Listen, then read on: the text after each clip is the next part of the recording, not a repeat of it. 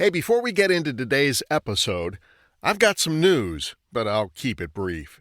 We've got patrons! Yay! Real live patrons! Thank you so much for believing in us and supporting us. We're blown away. Thank you to Anonymous. Thank you to Mary Smith for your support. And a huge thank you to Jim Yeaman for your support. You're getting some awesome swag soon, and there may even be a few surprises. Patrons make this show possible.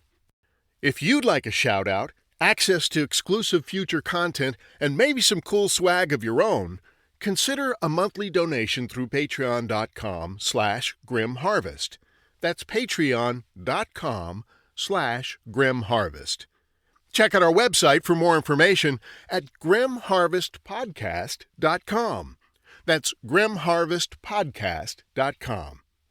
Now, here we go.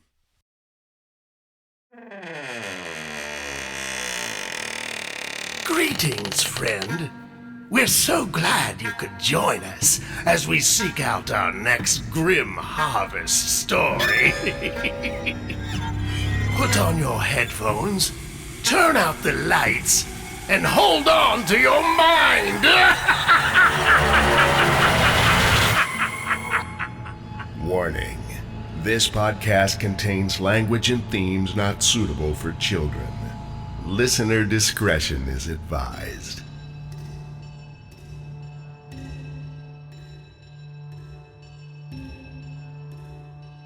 This story is titled Adrift. It was written by T.W. Grimm and narrated by Owen McEwen. It's a companion story to the Burmese Incident, which can be heard at creepypod.com.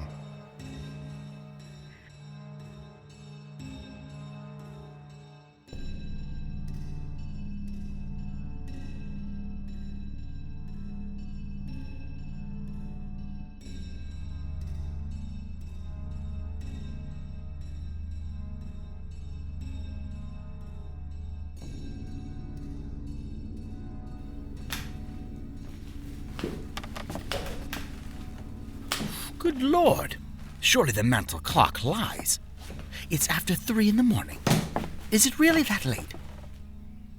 This has proven to be an interesting evening, but I'm afraid I must soon make for my bed. The fireplace is burning low. My eyelids have grown heavy, and we've drained the bottle near to the dregs. There's just enough to revive our glasses one last time, and so we shall. A toast, my good man, to all that is, and to all that shall be. That single malt burns, doesn't it? It burns just like the fires that await us down below. The doctor has reproached me for drinking to excess on many occasions. He's even stated that it shall be the death of me, but I believe just the opposite. After a lifetime pursuit of all things arcane, the drink is likely the only thing keeping me alive. It holds the night terrors at bay, you see. It allows me to get some rest at night. What's that? I didn't quite catch the question.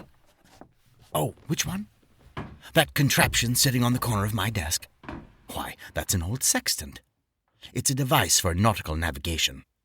This one is very old, late 18th century. To this very day, one could probably still rely on it to find their way across the high seas. It was given to me by a family friend, a distinguished old naval captain named Theodore Burwell. Captain Burwell was a remarkable character, a stout, weathered little bear of a man, a decorated officer who'd spent most of his career maintaining order down in the Pacific Station. He was larger than life, Teddy was. He loved whores, and he loved to drink, so we got along famously once I came of age and discovered that I, too, shared his enthusiasm for intoxicants and prostitutes. We'd spent many evenings together in cat houses across the world, sampling the various delights one can find in such places. Oh, right, of course, the sextant. I got sidetracked. It happens more frequently these days, now that I am in my twilight years. It is a curio that comes with a story, as they often do. But this one is quite ghastly, I'm afraid. Do you wish to hear it? I knew that you would. On the night that the sextant passed into my possession, Captain Burwell and I had consumed almost 60 ounces of rum on his back terrace, and we were both deep into our cups. His house was a massive structure that rested upon the edge of a rocky cliff, and the terrace overlooked a placid tropical bay. It was a grand place to while away a summer's eve and drink to the health of the sea, as Teddy was fond of saying. The tone of the evening's conversation slowly veered from urbane and polite at dinner to one of rollicking bawdy good cheer by 11. We boasted of the women we had lain with and recounted glorious tales of drunken public-house brawls. The captain played a few old warbling sea shanty records at top volume, and we waltzed with patio furniture as our partners, only to curse them when the dance was over and hurl them into the bay. At one point, we actually got into a food fight with a passing troop of monkeys. Our drunken guffaws sounded no different than the enraged screeching of the primates, I've no doubt. One rude little fellow jumped up on the balustrade and began to pleasure himself in our direction. And I'll be damned if old Teddy didn't drop his trousers and give the monkey a dose of his own medicine. As the hour slipped into the single digits, however, our mood gradually sombered, and the laughter dried up into silence.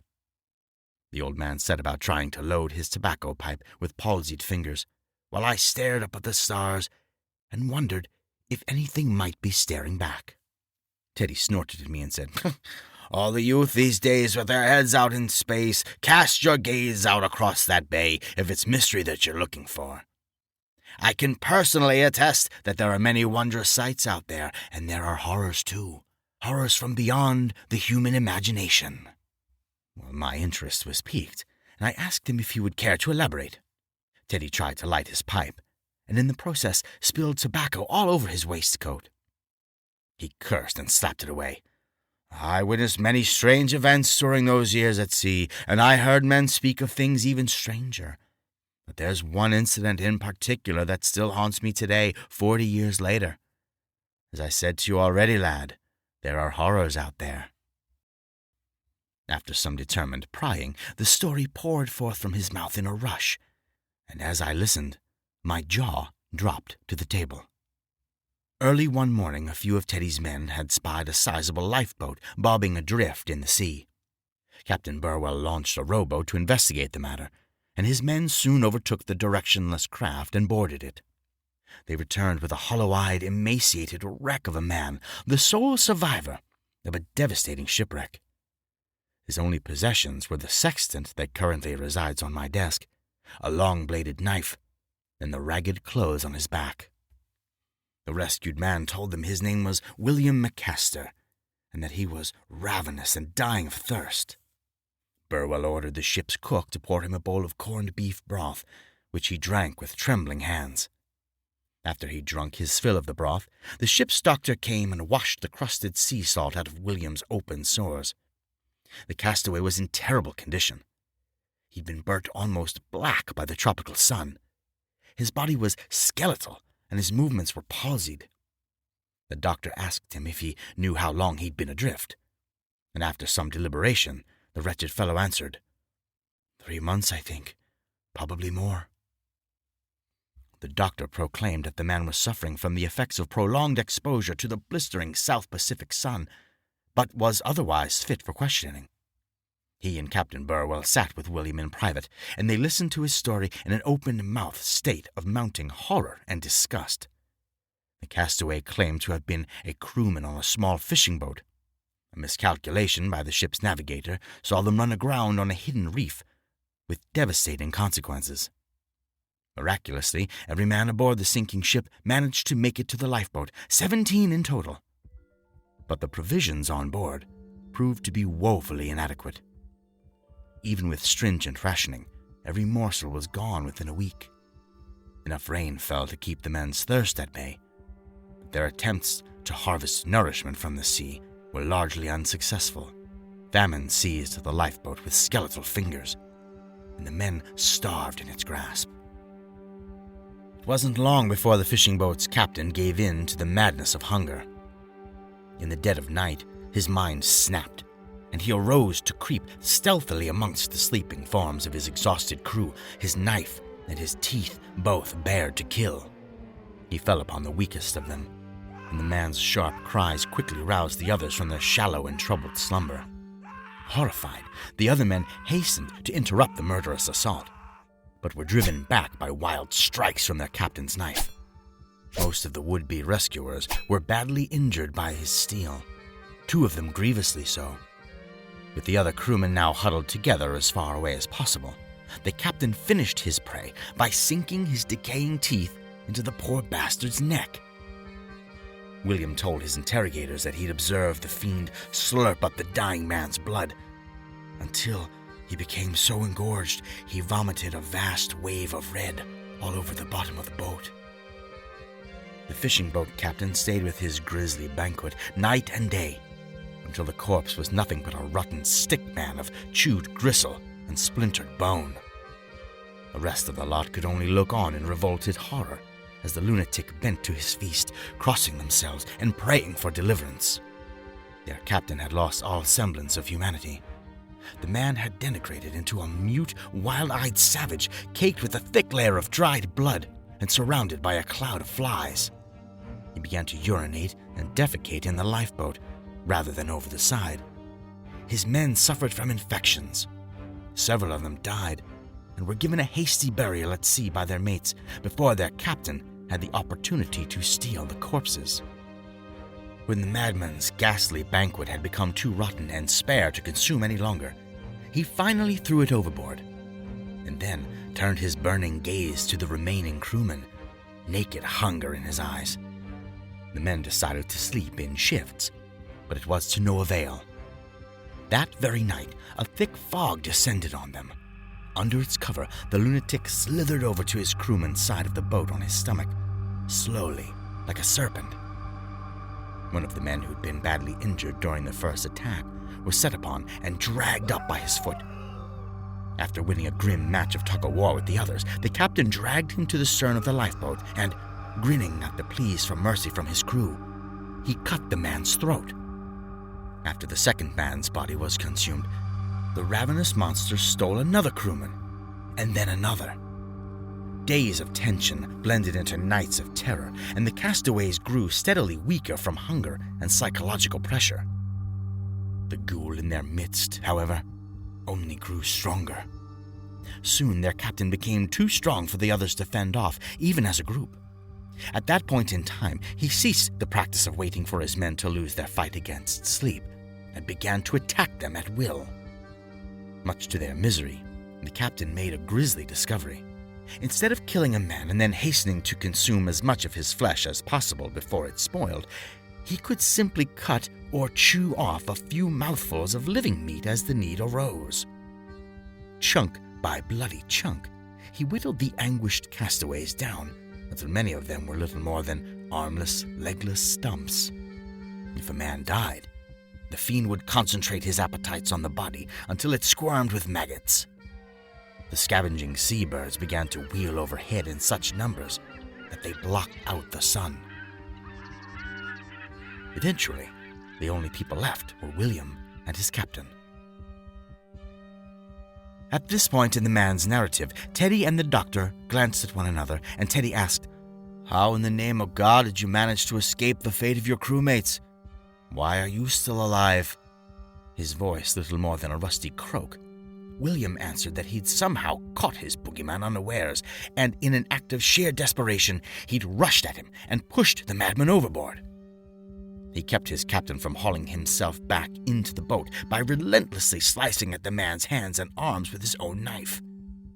Eventually, the waves and current pushed the boat away from its exhausted pursuer, and William lost sight of his flailing captain.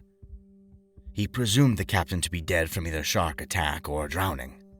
When pressed on how he had avoided being maimed by their captain during his lunatic fits of cannibalism, William fell silent. Teddy pressured him to answer, and finally he mumbled, "Through cowardice. When the others tried in vain to fight him off, I always hid behind them. I couldn't face him. I was too afraid." Captain Burwell saw to it that the traumatized man received the best care that he could muster and made haste for the nearest port. Night fell.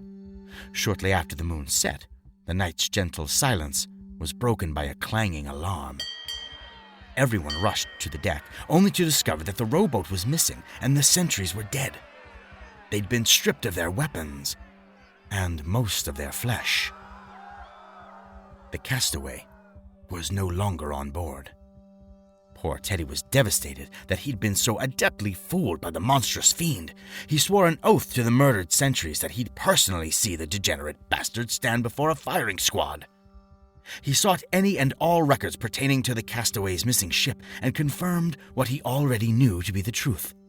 William had not been a crewman on the lost fishing boat. He had been her captain. I asked Teddy if the madman had ever been found and apprehended, and he slowly shook his head while staring out at the bay. I never found him, nor did anyone else. As far as I know, he's still out there, drifting without destination, and setting upon anyone foolhardy enough to bring him aboard.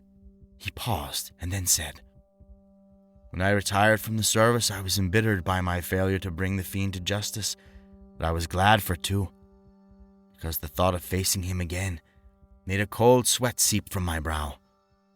William McCaster was no longer a man. He was a monster, and monsters never die easily." He lapsed into silence after that, and we both began to yawn. Teddy begged my pardon and announced that he intended to retire for the evening. I followed the old man into his study, where he paused to present me with an impulsive gift: the cannibal's sextant. I left with the thing clutched in hands that were quivering with a raw, visceral excitement, a newfound thirst for the macabre that gradually became an obsession. My burning desire to seek out the unexplained has led me to the ends of the earth, and even further. Much, much further. Indeed, there are many wonders in this world, but there are also horrors. Say now, would you like to have it? The sextant, that is. No, go on, take it with you. I insist. I have many such objects in my collections, and I have no uncontested heirs to receive them when I pass. Take it, please. At the very least, it shall make for an interesting conversation piece. Life is too brief for dull conversations. Well, I should be off to bed. Thank you for sharing this evening of chills and intrigue. I do hope that you come back soon. Some tales are best shared after the sun sinks past the horizon, along with a bottle of strong drink and a comfortable blaze crackling in the fireplace. Don't you think so? Have a safe voyage, sleep well, and take a bit of advice with you from a man who knows well of such things. Remember to take care when stepping out into the twilight. The transition from light to dark can be an uneven one. People have been known to stumble and fall. Good night. We shall visit again soon, I'm sure. I look forward to it.